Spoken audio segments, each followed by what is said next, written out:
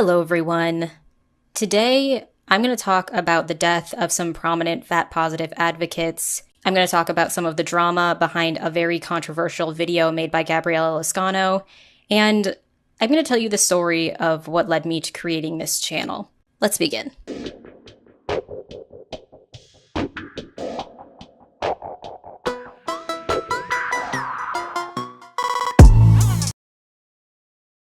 At the beginning of the pandemic, while everyone was quarantined inside their homes, there was a sharp rise in people making at-home workout videos because everyone was attempting to rebuild their workout routines because of the gyms closing. Nothing too crazy, or at least I thought. But there happened to be a small but loud response from people on Twitter about how these gym workouts were fat-phobic because it's unnecessary for everyone to be so preoccupied with their body size, even during a pandemic.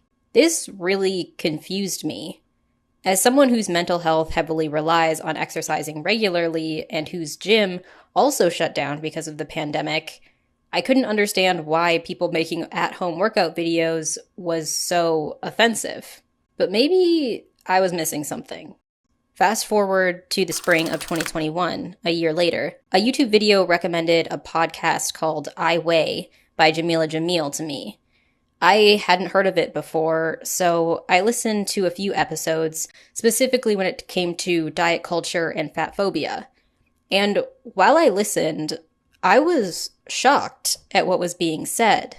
Point just being that we are both so frustrated with this conversation about privilege, inequality and health and DNA and hormones and leptin and ghrelin and all these different things that influence the way that your body looks. We're just frustrated that conversation isn't being had, sorry.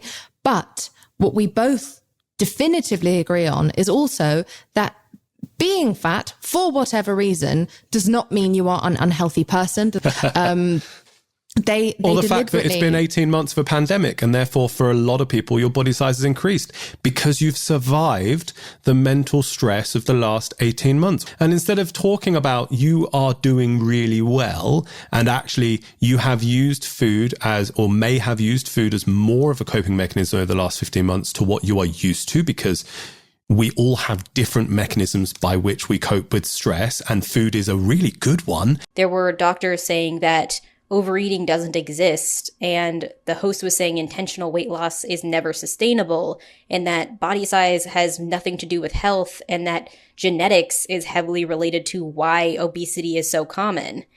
And this was all objectively wrong, but I still didn't see it as very harmful. Confusing, for sure, because I don't understand why she would be saying all these things, but some people are insecure about their bodies, and if believing their size is out of their control comforts them, is it really a huge deal? Fast forward to the summer of 2021, a few months later, and after combing through all the guests on the I Weigh podcast, I fell down a rabbit hole of fat acceptance podcasts. I spent hour after hour after hour listening to the I Weigh podcast, the Maintenance Phase, Sophie Hagen's Who Are We podcast, the Fat Lip podcast, the She's All Fat podcast, and on, with an equal mix of confusion and fascination. I mean, I experienced some internalized anti-fatness this quarantine because I gained some weight, and I started feeling afraid because I'm now on the larger side of mid-fat, and I could tell how differently I was fitting in the chairs in our house. And it made me really scared for if I gained more weight, how I would feel in the outside world after quarantine. And so of course that has the internal reaction of I don't want to get fatter, and then I have to sit with that and think about it and be like, okay, well, that's why I do this work, is that we're dedicated to making a world where it doesn't, work that way. And it's okay to have these feelings and blah, blah, blah. But then I also had other internalized stuff that was some replication of stuff. I had feelings of being afraid Victor wouldn't find me as attractive. And that's just straight up internalized anti-fatness. Yep, totally. That's it. That is true, dude. Former fat people are so mean to fat people, and it drives me nuts. It's so noticeable. And people who are in the process who are seeing some weight loss. Yeah. We like to think that we are losing weight for our health and for all these other reasons. And that may be true. And that may be part of the reason. But ultimately, the strongest reinforcement that we get is social reinforcement. Mm-hmm. So part of what happens is when people start to lose weight, they start distancing themselves from people who are their old size, or they start lecturing those people on like, I used to be like you and you need to do this thing, right? Like, I think we all like to think that we are more thoughtful and more actively sort of directing our own actions than we actually, like, again, like, the first reinforcement that we get for weight loss is near universal affirmation from almost everyone we know.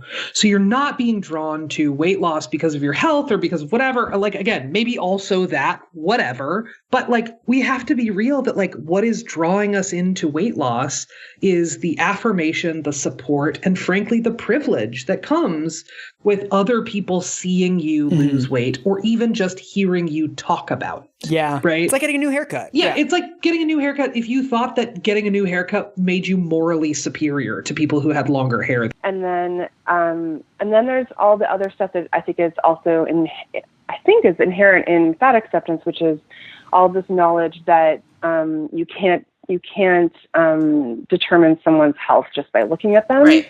And that intentional weight loss through dieting or any kind of food restriction or use of exercise to control one's body is not sustainable.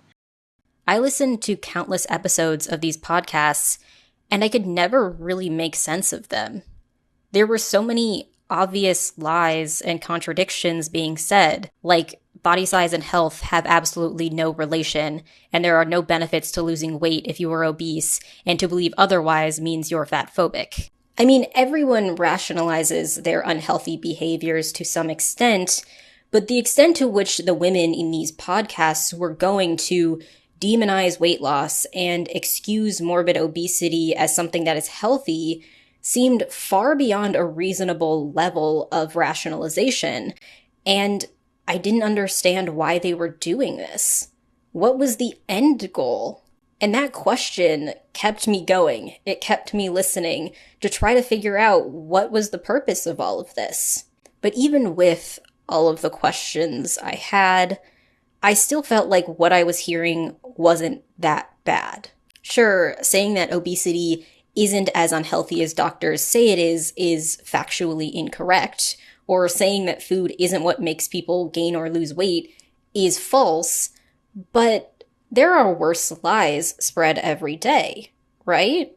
And it's not like there are that many people listening to these podcasts, so in the grand scheme of things, is it that bad? Fast forward to August of 2021. I was listening to Sophie Hagen's Who Are We podcast on an episode with Aubrey Gordon, and they were discussing how the health risks of obesity don't exist.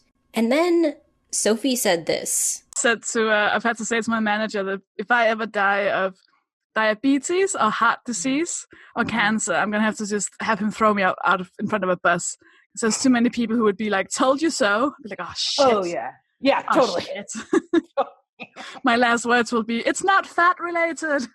Totally. This quote shook me to my core. Sophie had just admitted she would go to her deathbed after dying from obesity-related illnesses, still believing her size had nothing to do with her death. The moment after I heard that quote, I realized that what was being said in these podcasts wasn't harmless. It snapped me out of my state of benevolent ignorance and made me realize that I had been giving far too much grace to the people spreading these types of lies and misinformation. Saying that you'll deny the risks of obesity on your deathbed while dying from an obesity-related illness is no different than the people that die from COVID and are still denying that COVID even exists while they sit in the hospital on a ventilator. All of the anti-science rhetoric that is being spread by the fat acceptance community is a full-on conspiracy. It was like a flip switched in me in a second. And all of the fat acceptance content I had been consuming for months at that point, I saw in a completely different light. I stopped seeing all the talk about how some people don't have access to health or healthcare as a way of helping people become less judgmental of others that may be less healthy than them, but instead as a way of excusing unhealthy habits and turning any positive reference to healthy living into a conversation about morality instead of discussing the very real realities of physical health. I no longer saw the attempts to justify obesity with genetics as an open discussion about new scientific discoveries around obesity. I saw it as a way of allowing people to ignore their doctor's pleas to lose weight under the guise of, well, I'm genetically this size. I stopped seeing the content talking about moralizing health as a way to tell listeners to be kind and patient with people who may be struggling with their health, but instead a way of silencing and delegitimizing people who suggest that maintaining a healthy weight is a good thing and something worth striving for. I stopped seeing the talk about how a fear of gaining weight is internalized anti-fatness as a way of telling people to be gentle and patient with themselves even when they're struggling with their bodies, and instead I saw it as a way of conditioning people to ignore the very obvious signs that their weight is getting out of control. I made a community post a while ago where I asked my followers, what were the signs that you ignored that should have told you that you needed to start losing weight? I got responses like, my joints ached. I started snoring really horribly. I couldn't fit on roller coasters with my children anymore. I was getting out of breath when I got out of bed in the morning. I was struggling to put my shoes on every day. These are very serious hindrances to your quality of life. But these fat acceptance podcasts will have you convinced that believing any of these problems are a result of your size is just your anti-fat bias, when in reality, they are clear signs that your body size is and will continue causing problems to your quality of life if something doesn't change. But that quote was the final piece of the puzzle that finally answered all of the questions I had been having. All of these talking points weren't made to improve the lives and self-esteem of fat women, as people will often claim.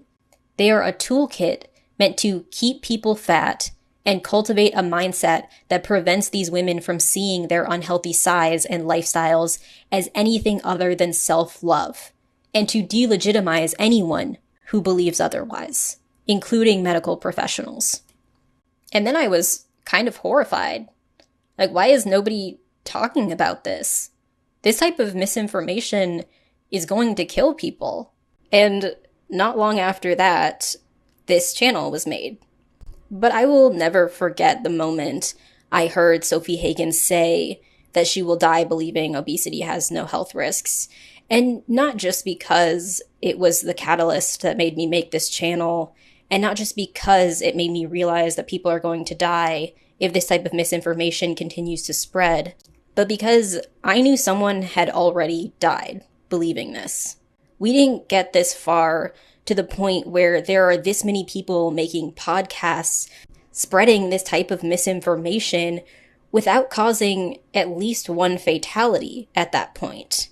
And whoever that person was, their death may not have been in the news, and that person may not have been a celebrity or an influencer, but this type of obesity misinformation had already killed someone. I get asked all the time why I'm so obsessed with the fat acceptance movement. Why do I spend so much time picking apart their videos?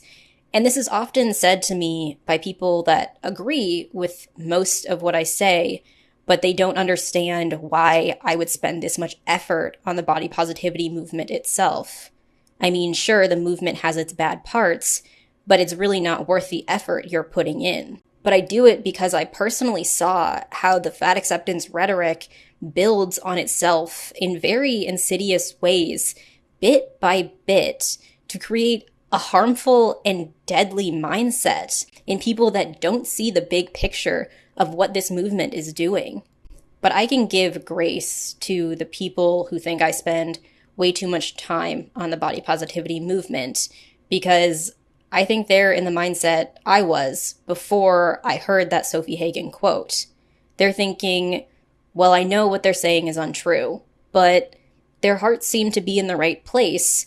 So in the grand scheme of things, who is it really hurting? Well, for one, it's hurting fat activists. They're dying. Young. In the past year, at least 3 fat-positive influencers have died very young. Adrienne Bennett was 39 when she passed away in early 2022. She was a fat-positive advocate that made a lot of content around traveling while fat. There were no specifics given about the cause of her death, only that it was sudden, which leads me to believe that it was almost certainly obesity-related. Similarly, Kat Pazet, a fat studies expert, died of unspecified causes in early 2022 as well, at the age of 42. And then there's Jamie Lopez, a fat-positive TV personality on a massive weight loss journey, who unfortunately died at the end of 2022 at the age of 37. These women shouldn't have died this young, and it's devastating to see people that could have had so much more life left in them having had their lives cut short because of lies they'd been told about health and obesity. But for every one prominent fat acceptance advocate that dies too young, there are at least 100, if not thousands, of other people who aren't influencers, that don't have any platforms, that have also died because of the misinformation they've been told by the fat-positive community. But there are some people speaking out against the bad parts of the body positivity movement. About a month ago, Gabriella Lascano released a video talking about how unhealthy the fat acceptance and body positivity movement is for fat women specifically. I actually feel kind of guilty for being a part of this movement, and I know it's not my fault or my responsibility to keep other people's health. And my point is that I see a lot of fat girls who gained a lot of weight from being caught up in this movement and turning around 5, 6, 7 years later talking about, damn, I let my health go. I got this problem now. I'm 400 pounds. I can't do this. I can't do that. Babe, it's not all it's cracked up to be. Being attractive, being able to still wear nice clothes is not the end all be all. You got to really think about your health. Because when you're in your 20s, you think that life is just rainbows and candy. You don't even think about the future. But when you start creeping up in age, babes, it's going to catch up to you. I don't care what nobody say. I'm not saying that every fat person is unhealthy. Hello, I'm fat. I'm not claiming that you got to hate fat people. That's literally the opposite of what I'm saying. But let's be fucking for real. Health is real. Organs failing is real. Diabetes, heart disease, all that is real, okay? It's not fat phobic to care about your health. Love yourself at any size. Wear the clothes you want to wear, but don't forget that your heart has to beat, babes. Don't forget that your blood sugar has to keep a balance, babe. No amount of Instagram pictures looking cute and being an influencer wearing a size whatever you are is going to stop your heart from not beating if you eating bacon every day. And this is coming from someone who's learning those lessons now, myself. So to the younger girls, the younger generation, take care of your health. It's not fat phobic to take care of your health. It's not a joke. And I'm saying this out of love, not out of self-hate. I see a lot of my fellow content creator, fellow plus size, fellow bloggers, whatever you want to call them, plus size models, now talking about wanting to get healthy, now talking about needing to da-da-da-da. Because 5, 6, 7 years ago, when they were 22, when they were 21, 25, it wasn't a problem. Now you're 28, 29, 30, 31, 32, whatever the case is, and you're like, damn, I can't get pregnant. I have this problem. I got that problem. The problems creep up, babe. And the reality is, loving yourself also includes taking care of your body. If you want this body to last 100 years, you got to take care of it. So don't let nobody else convince you that taking care of your health is fat phobic. And if somebody's telling you that, it's because they're miserable and they want you to die and stay fat like them. This video was met with a huge amount of backlash, to the point where the video was eventually taken down. But in all of the backlash, all of the talking points that were brought up over and over again in the Fat Positive podcasts that were meant to convince people that obesity is healthy and how to dispute anyone who says otherwise, came out in full force to tear Gabby down. People were saying that Gabby wasn't informed about how genetic being fat is. Body positivity, I just can't believe how ignorant and dumb people are. A lot of what has to do with our body and our makeup and our health has to do with genetics, first and foremost. Of course, we can change our health and we can try to fight our genetics by living a healthy lifestyle, but based on someone's weight or height or anything, you cannot tell someone's health based on that. People were saying that Gabby was dealing with her own internalized fat phobia, and that's what caused her to pander to thin people. Have been talking lately about how more plus size folks getting positive exposure is leading to essentially what non-fat people say is like glorifying obesity. And it's the way that I wish people would address their internal hate before opening their mouths. People were saying that Gabby was being mean and unsympathetic because she doesn't understand that health isn't accessible to everyone. I'm not minding my business because it's people like her that genuinely make my ass itch to the 10th degree. Y'all only ever want to have conversations about health and wellness when it comes to fat people. Let me say that one more time. Y'all only ever want to have conversations about health and wellness when it comes to fat people. Y'all are not addressing food deserts. Y'all not talking about how unaffordable healthcare is. You're not bringing up the fact that people with diabetes have to ration their insulin because they can't afford it. Do you know how expensive asthma inhalers are? Like, do you understand that people don't have access to basic resources? But y'all want to talk about health and wellness. No, you don't. You want to bully fat people. But Gabby wasn't wrong. She didn't say anything that should be considered controversial. Obesity is unhealthy. People should take care of the only body they have. There should be no hatred or stigma or negative criticism of people who try to be healthy. And all these people saying that she's ill-informed, she doesn't know what she's talking about, she just hates fat people, she has her own internalized fat phobia. I just kept thinking about that Sophie Hagen quote and how most of the people who are scolding Gabby for what she said probably believe what Sophie said, that they'll die of obesity-related illnesses before they ever admit that obesity is unhealthy. If you can get mad at a video like Gabby's, where all she really said is that health is not a bad thing to have or to strive for, then you've almost certainly gotten to the point where no one and nothing, including developing heart disease and diabetes, could ever convince you that your obesity is unhealthy. And that is horrifying, that there are that many people that now believe that. But yeah, that's all I really have for this video. I'm sorry I can't really end it on a happy note. I don't really know how to, but my heart goes out to all of the people who have lost loved ones because of the fat acceptance nonsense being spread on TikTok, in these podcasts, on Instagram, wherever else.